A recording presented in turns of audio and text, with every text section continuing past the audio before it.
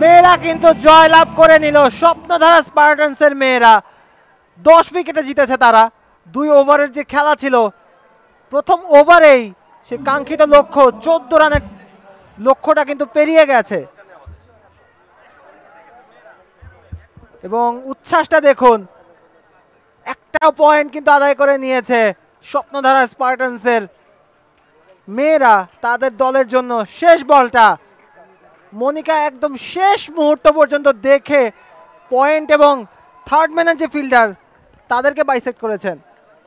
Backward score leg এবং সেখানে দুর্দান্ত ব্যাটিংটা হয়েছে এবং খুব অল্প মানে 1 ওভারেই 6 বলে তারা কিন্তু জয়টা নিশ্চিত করে ফেলেছে, অর্থাৎ একটা পয়েন্ট তারা পেয়ে গেল। এখন ছেলেদের যে 18 ওভার, সেই 18 ওভার অনুষ্ঠিত হবে, সেই জায়গা দেখার পালা যে স্বপ্নধারা স্পার্টানস কি করে। টার্গেটটা কিন্তু ছোট নয়, 157 রান করেছে অপোনেন্ট, 158 রানের টার্গেট। এখন বাজার কত পারেন বাজার?